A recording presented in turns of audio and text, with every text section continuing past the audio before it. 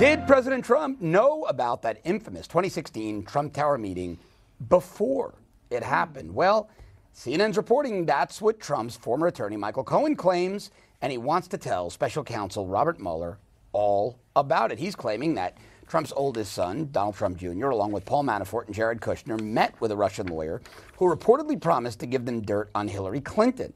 He also told investigators from the Senate Judiciary Committee last year that he did not, well, Don Jr. told these investigators that he didn't tell his father about the meeting beforehand. But the president denies that he ever knew about that meeting, tweeting this. Sounds to me like someone is trying to make up stories in order to get himself out of an unrelated jam. Taxi cabs, maybe? He most likely referring to Cohen, even retained Bill and Crooked Hillary's lawyer. Gee, I wonder if they helped him make the choice.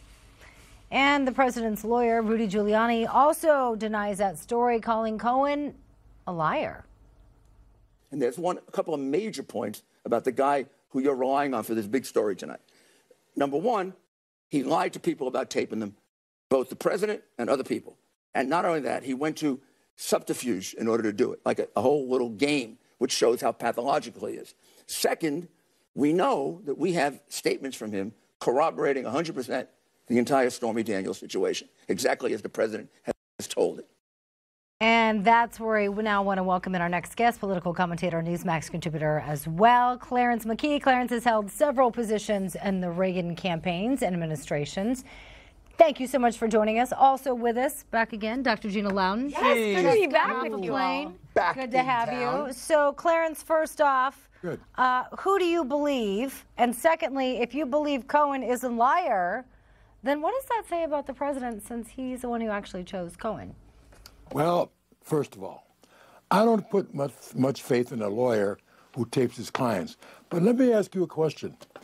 If Cohen had anything or any goods on the president of the United States, do you think that Robert Mueller would have sent his case to the Southern District of New York, to the U.S. attorney there?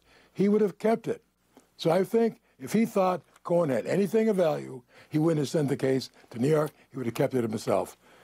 He is trying to get out of a lot of jams. The president mentioned taxi cab. I wouldn't trust him 10 feet. And also, what if the president did inadvertently make a mistake and didn't know about it? That's not collusion. That's not criminal. So what's the big beef here? He's trying to get out of a tight jam, and he doesn't have any grease to put on his body to get out of it. I wouldn't trust him 10 feet. Hey, Clarence, let me ask you a question. Explain this one to me, because you've been in the political game a long time.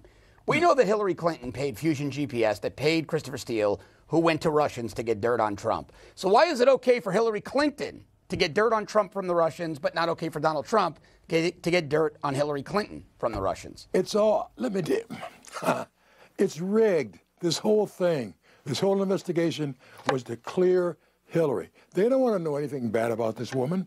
They're all in her corner. That's how this investigation started.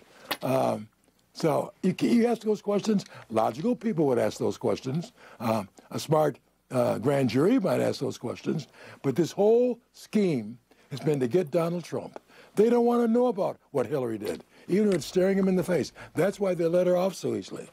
We know, Clarence, that there is dirty stuff on Hillary. We know that Hillary actually took part in being part of what created this whole fake Russian dossier in the very beginning, and along with a lot of other, really sketchy stuff that she did, not even the least of which is, of course, Clinton Foundation sorts of stuff. But back to the original topic. So if we know that about her, and we have literally nothing about the president, why isn't the focus then on Hillary Clinton instead of on what the president knew, when it doesn't matter for the outcome to begin with?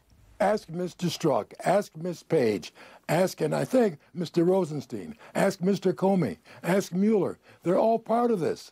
They're all part of this. And it's really a shame. That's why I'm worried about November. If the Democrats take over, it's all going to be thrown under the rug. The people who are pushing this investigation are all protecting Hillary Clinton.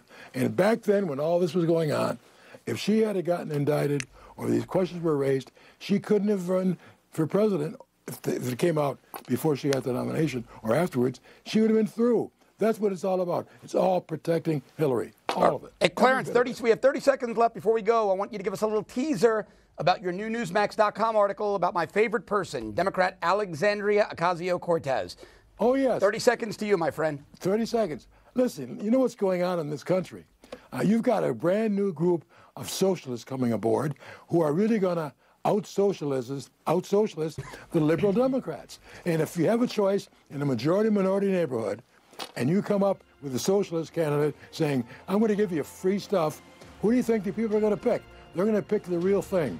The trouble is these socialists don't understand that socialism means you have to be mutually aware of poverty. Clarence McKee, thanks so much for your time. Great We'll to be see you, right Clarence. back with more.